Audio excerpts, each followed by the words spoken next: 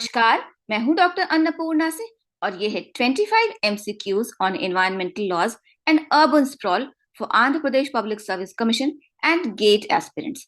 पर शुरू करने से पहले अगर आप मेरे चैनल पर नए हैं तो ऐसे कई प्रैक्टिस टेस्ट के लिए और एनवायरमेंटल साइंस से जुड़ी हर एग्जाम की तैयारी के लिए मेरे चैनल को सब्सक्राइब करना ना भूलें।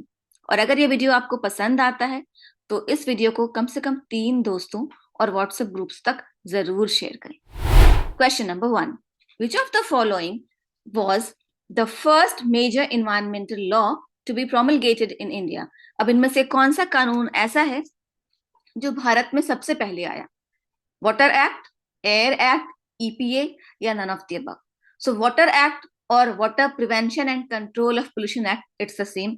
एयर एक्ट और air prevention and control of pollution act is the same. EPA और environmental protection act is the same. So water act आया 1974 में, एयर एक्ट आया 1981 में और ईपीए आया 1986 में। EPA is also called the umbrella act.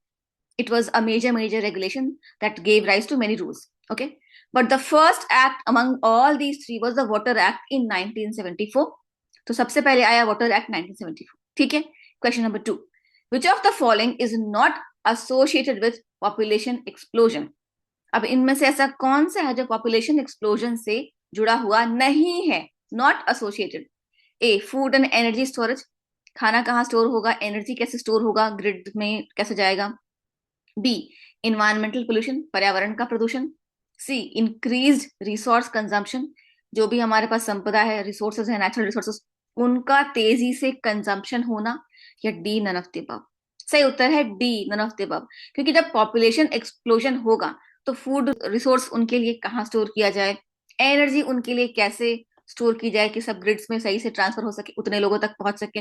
Environmental pollution भी होगा क्योंकि ज्यादा लोग होंगे तो ज्यादा रिसोर्स कंजम्पशन होगा, ज्यादा जरूरतें बढ़ेंगी तो इन्वायरमेंटल पोल्यूशन भी उस प्रोसेस में होगा, ट्रांसपोर्टेशन से होगा, हाउसिंग से होगा।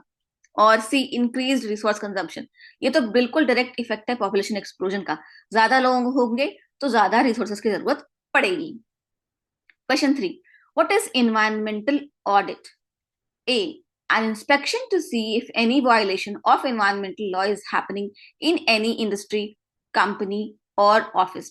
एक जांच ये देखने के लिए कि किसी इंडस्ट्री में, किसी उद्योग में, कंपनी में या किसी ऑफिस में कहीं कोई इन्वायरमेंटल लॉ, पर्यावरण से जुड़े कानूनों का उल्लंघन तो नहीं हो रहा। B, a financial inspection of bank accounts of industries involved in environmental damage, या ऐसी इंडस्ट्रीज, ऐसे उद्योग जो पर्यावरण का नुकसान कर रहे हैं उनके बैंक अकाउंट की सारी जांच। C, both A and B या D, none of the above?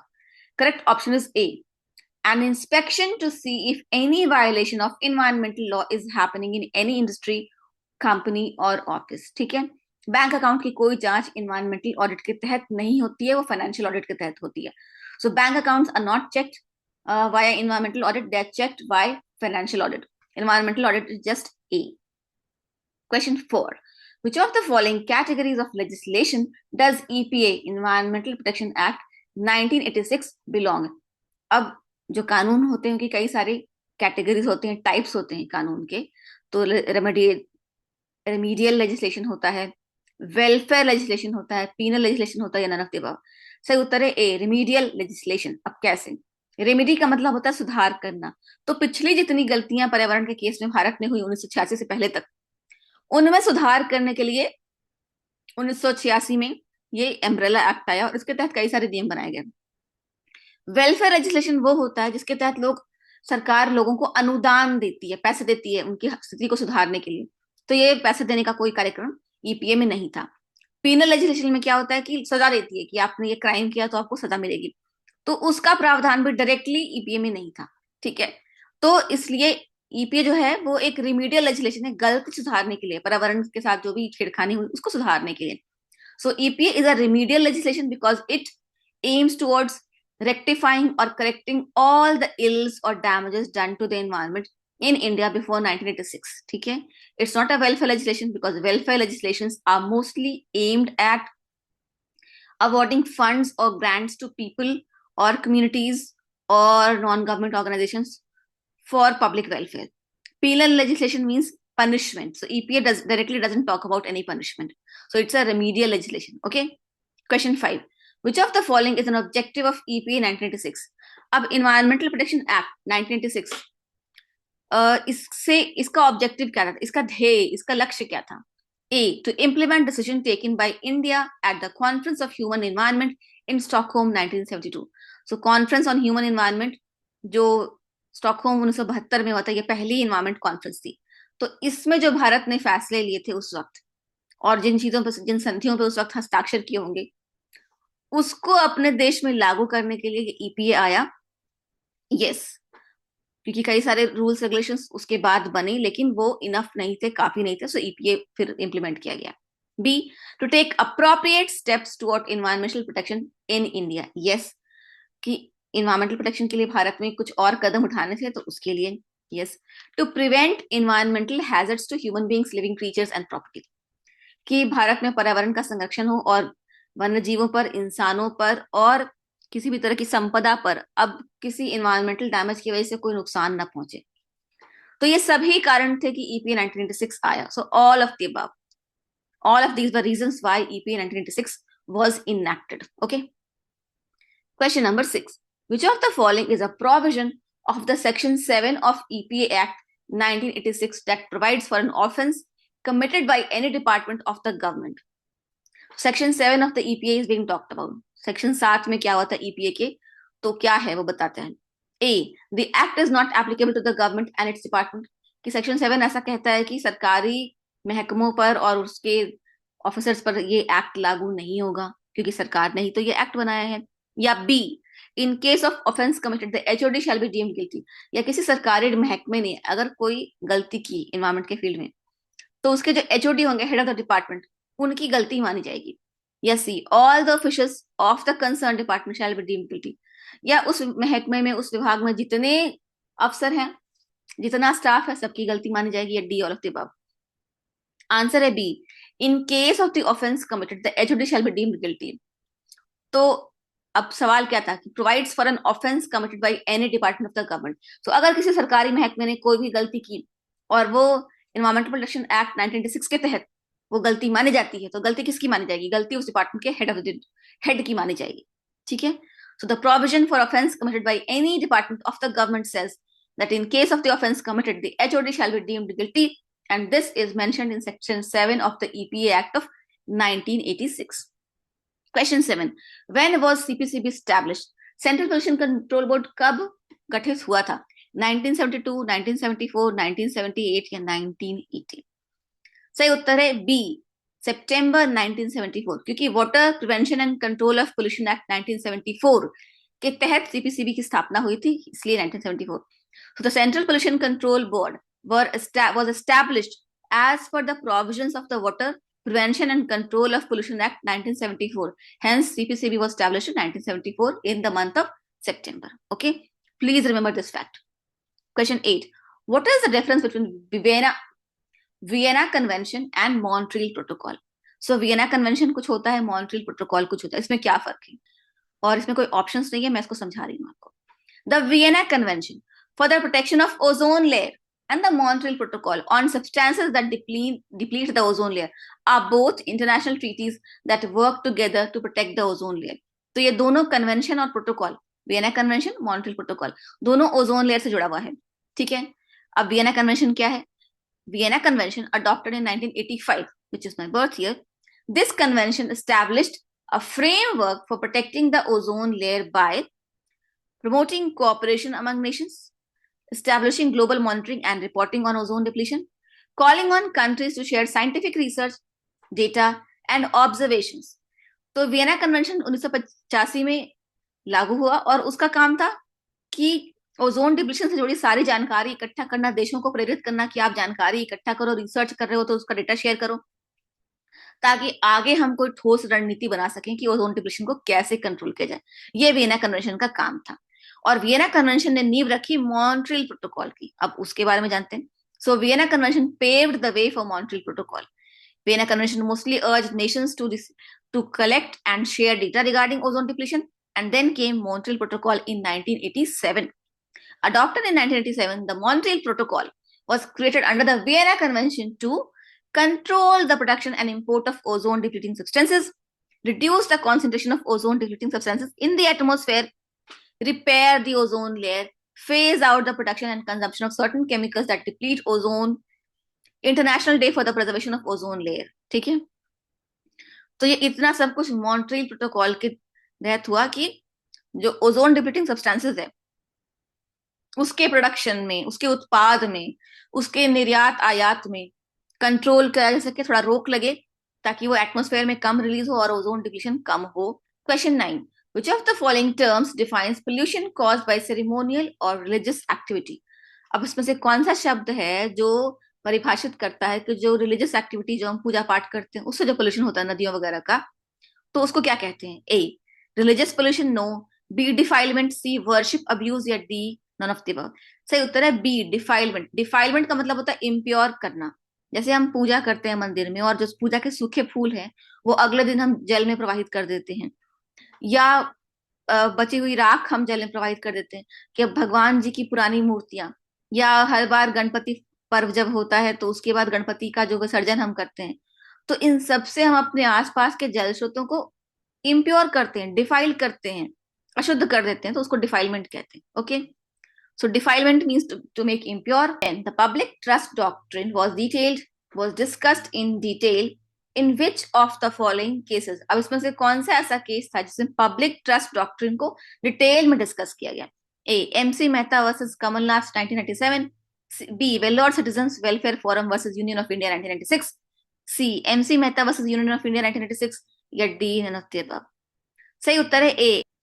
इस केस में क्या हुआ था कि कमलनाथ जो थे उस वक्त के एनवायरमेंट मिनिस्टर थे, और उनका जो लिंक था वो एक रिजॉर्ट बनाने वाली कंपनी से था, और उन्होंने स्टेट गवर्नमेंट पे, हिमाचल प्रदेश पे प्रेशर डाला कि वो जंगल की जमीन रिजॉर्ट बनाने के लिए दे दे।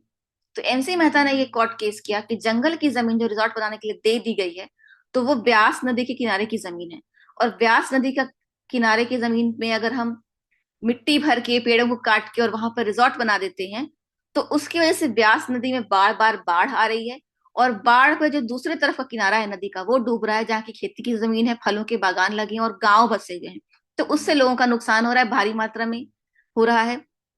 इसको रोका जाना चाहिए, इसलिए ये रिजॉर्ट को नहीं बनना चाहिए। तो यही केस था।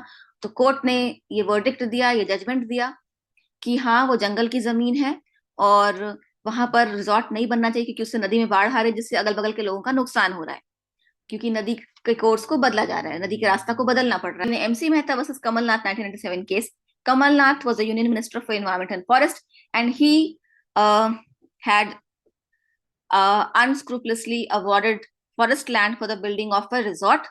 But later MC Mehta filed a case, and the Supreme Court said that no, that forest land belongs to the forest, and forest is a public property, and you cannot use that forest land for building a resort. That forest land, use of that forest land for building a resort has brought about a change in the course of the river Bias that is causing flooding on the other side of the river, and it's flooding fruit orchards, agricultural lands, and villages. So it's not correct. And the Supreme Court gave its verdict that public trust doctrine is important here, because that forest land is actually public land, and public has entrusted the government with the responsibility of protecting its forests and natural beauty, which is being destroyed, and it is having cosmic consequences again in the form of natural disasters like flood.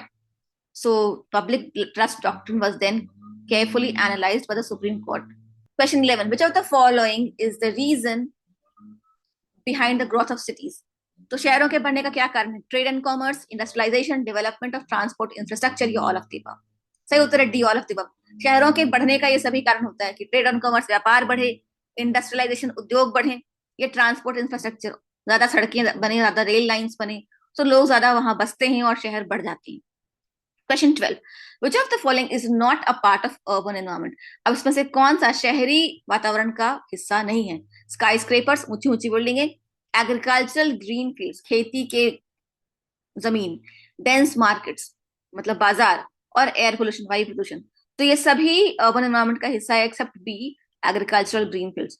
Agricultural green fields are not a part of urban environment because they are a part of rural environment. Question 13. Dash refers to refurbishing and renovation of old urban buildings and spaces for new use. इसको क्या कहते हैं? Adaptive reuse, urban recycling, both A and B, or D, none of the above. Correct option is C, both A and B. Adaptive reuse या urban recycling दोनों कह सकते हैं, और उसका मतलब होता है कि पुरानी बिल्डिंग्स को नया करके और उसका कुछ सदुपयोग किया जाए। Question 14. Which of the following is a result of unplanned urban development? Unplanned urban development का क्या नतीजा हो सकता है? A. Ground water depletion? Yes. B. Air pollution? Yes. C. Noise pollution? Yes. D. Light pollution? Yes. Answer is E. All of the above. Ground water depletion क्या होता है आप जानते हैं, एयर पोल्यूशन क्या होता है आप जानते हैं, नॉइज पोल्यूशन क्या होता है आप जानते हैं, और लाइट पोल्यूशन क्या होता है। अगर आप नहीं जानते हैं तो लाइट पोल्यूशन वो होता है कि रात के वक्त रोशनी, जो बल्ब की कृत्रिम रोशनी है, बल्ब की, ट्यूबलाइट्स की, इन सब की, पब्लिक लाइट्स की रोशनी ज्यादा होने की वजह से रात में आपको तारे नहीं दिखते हैं, रात का आसमान आपको नहीं दिखता है, कभी कभी चांद भी नहीं दिखता है, उसको लाइट पोल्यूशन कहते हैं। क्योंकि जब अंधेरी रात होती है तारे तभी दिखते हैं, और अगर रात में आप बहुत ज्यादा बल्ब जला देते हैं तो तारे आपको नहीं दिखते। Question 15. What is urban sprawl? Urban sprawl क्या होता है? A. Unplanned expansion of cities. B. Extension of urban boundaries towards rural areas. C. Building of human settlements in the outskirts of the city to accommodate the growing population. या D. All of the above. सही उत्तर है D. All of the above. अब urban sprawl क्या है? Unplanned expansion of cities. Yes, कि unplanned, आपने plan नहीं किया लेकिन शहर बढ़ता जा रहा है, बढ़ता जा रहा है, और बढ़ते बढ़ते बढ़ते वो गांव की तरफ जितना दूर तक बढ़ गया। ठीक है, पटना के बगल में कोई गांव है और पटना फैलते फैलते फैलते गांव तक पहुंच गया। C. Building of human settlement in the outskirt of the city. Outskirts का मतलब होता है शहर के बाहरी इलाकों में, तो वहां तक घर बन गए, जहां पे कभी खाली जमीन थी वहां तक घर बन गए शहर में, शहर के बाहर। क्योंकि शहर की आबादी इतनी बढ़ रही है कि लोगों को घर चाहिए, तो शहर के बीच में तो जमीन बची नहीं, तो शहर के किनारे किनारे जमीन बढ़ में घर बना रहे हैं लोग, तो उसको, तो ये सभी अर्बन स्प्रॉल के डेफिनेशन हो सकती हैं। ठीक है, इनमें से कुछ भी आए तो आप अर्बन स्प्रॉल समझिएगा। Question 16. What is the antonym of urbanisation? Antonym क्या होता है? ऑपोजिट। तो अर्बनाइजेशन का ऑपोजिट क्या होता है? A. Suburbanization. B. Counter urbanization. C. Both A and B, या D. All of the above. C. Both A and B. Suburbanization मतलब सबर्ब क्या होता है? शहर के जस्ट बाहर का इलाका जहां पे उतने उतने बाजार या उतना प्रदूषण नहीं होता, शहर के जस्ट बाहर का इलाका, सबर्ब्स। और वहां जब घर बनने लगते हैं शहर के सेंटर से, शहर के केंद्र से दूर, शहर के बाहरी इलाकों में जब घर बनने लगते हैं उसको सबअर्बनाइजेशन कहते हैं। तो अर्बनाइजेशन का उल्टा सबअर्बनाइजेशन। दूसरा, अर्बनाइजेशन का उल्टा काउंटर अर्बनाइजेशन भी होता है। काउंटर अर्बनाइजेशन में क्या होता है? लोग शहर से दूर गांव में बसने लगते हैं, तो वो भी counter urbanisation. So antonym of urbanization could be both A and B. Suburbanization means settlement of people on the outskirts of the city where it's cleaner and it's less dense. And counter urbanization, settlement of people away from the city in the villages. So both of these could be antonyms of urbanization. ठीक है? Question 17. What are mega cities? Cities with a population of more than 10 million. Cities with a population of more than 5 million. Cities with a population of more than 1 million. या cities with a population of more than 20 million. Mega cities का मतलब होता है बहुत बड़े शहर, cities with a population of more than 10 million. और India में कौन कौन से मेगा सिटीज हैं? Delhi, Mumbai and Kolkata are the mega cities of India. Okay. Question 18. What should be the minimum population of an urban area for it to be categorised as metropolitan area? अब किसी शहर की आबादी कम से कम कितनी होनी चाहिए ताकि उसको मेट्रोपॉलिटन सिटी का दर्जा मिल सके? 15 लाख, 20 लाख, 10 लाख या 25 lakh? Answer is C, 10 lakh. ठीक है। Question 19. A plan with a detailed map and outline of how a city will progress is called A. Urban plan. B. Urban sprawl. C. Master plan. या C. D. City plan. Answer is C. Master plan. एक शहर का नक्शा होता है और साथ में उस नक्शे की पूरी डिटेल होती है कि इस शहर को कैसे कैसे डेवलप किया जाएगा और शहर कितना बढ़ सकता है और शहर में कितनी आबादी हम अकोमोडेट कर सकते हैं। So it's a detailed map plus N outline of how the city will progress and how will the city accommodate future population growth or industrialization. That's called a master plan of that city. Okay. Question 20. What is the full form of NUPT? NUPT का full form क्या होता है? National Urban Transportation Policy. B. National Urban Transportation Plan. National Urban Transport Policy या D. अनक्तिवा? Answer is C. National Urban Transport Policy. और ये introduce किया गया था 2006 में। Question 21. What is the full form of JNNURM? अब JNNURM का फुल फॉर्म क्या है? Jawaharlal Nehru national urban renewal mission. ठीक है, सही उत्तर है ए। Jawaharlal Nehru national urban renewal mission is the full form of JNNURM। और ये है क्या? It was a national initiative in India to encourage reforms and speed up planned development in 63 cities. 63 cities में जो बड़े बड़े शहर हैं उसमें प्लान डेवलपमेंट कैसे हो उसके बारे में ये था. The mission was launch on December 3, 2005 by the government of India under the Ministry of Urban Development. ठीक है. Question 22. Which of the following is a feature of the urban area? Urban area का क्या feature होता है? A. Population density of minimum 400 people per square kilometer. B. At least 75% of male working population engaged in agriculture. C. A population of at least 1000 people. या D. None of the above. सही उत्तर है A. Population density of minimum 400 people per square kilometer. Dense area होना चाहिए. और जो B option है ये रूरल एरिया की डेफिनेशन है, अर्बन एरिया की नहीं. और सिर्फ 1000 लोगों की पॉपुलेशन होती है तो गांव होगा, शहर तो होगा नहीं. तो प्रति किलोमीटर कम से कम 400 लोग रहने चाहिए तब वो शहर होगा. ठीक है. Question 23. Which of the following transportation systems offers highest mobility? सबसे ज्यादा मोबिलिटी किस ट्रांसपोर्टेशन सिस्टम से मिलती है? ए. रेल. बी. वाटरवेज. सी. एयरवेज. या डी. Pedestrian paths. और सही उत्तर है सी. एयरवेज. हवाई जहाज से आप उड़ के एक देश से दूसरे देश पानी को पार कर भी जा सकते हैं. भारत और अमेरिका जैसे बीच में ओशन आता है, अटलांटिक ओशन बीच में आता है, तो अटलांटिक ओशन को क्रॉस करके आप भारत से अमेरिका जा सकते हैं. सबसे ज्यादा मोबिलिटी आपको एयरवेज देता है. Question 24. A community that has undergone rapid urbanization and expansion in population and that has started from scratch is known as A. Outgrowth. B. Urban agglomeration. C. Boom town. या D. None of the above. Correct answer है सी. Boom town. एक ऐसी community जो एकदम से शून्य से शुरू हुई और एकदम से तेजी से उसके पॉपुलेशन में ग्रोथ हुआ और वो बहुत बड़ा शहर बन गया, उसको क्या कहते हैं? Boom town. बूम हुआ एकदम से. So any community that has undergone rapid urbanization and expansion of population and it started from almost nothing, from scratch, is called a boom town. So population just boomed. Okay. Question 24. The responsibility of conducting the decennial census, you all know what decennial census is, rests with the Office of Registrar General and Census Commissioner. Okay. The office falls under the A. Ministry of Urban Development. B. Ministry of Home Affairs. C. Ministry of Human Resource Development. या D. Ministry of Housing and Urban Affairs. सही उत्तर है B. Ministry of Home Affairs. इस ministry के अंतर्गत, जो home ministry है उसके अंतर्गत ये डिसेनियल सेंसस की जिम्मेदारी आती है रजिस्ट्रार जनरल की, ऑफिस ऑफ रजिस्ट्रार जनरल की एंड सेंसस कमिश्नर की. Correct option is B. Ministry of home affairs. आज के लिए इतना ही. मिलती हूँ आपसे अगले प्रैक्टिस टेस्ट में. Thank you to the student who requested me to do a MCQs video on urban sprawl, urban development and environmental law. Or if you want to say anything else, please let me know in the comments below. If you want to make any more MCQs video, please do let me know in the comments below. Also, my next video is going to be very, very important. So wait for the next video and watch the next video in full when it comes. All the best for your exams. Jai Hind, Jai Bharat. ठीक है, अब एक चीज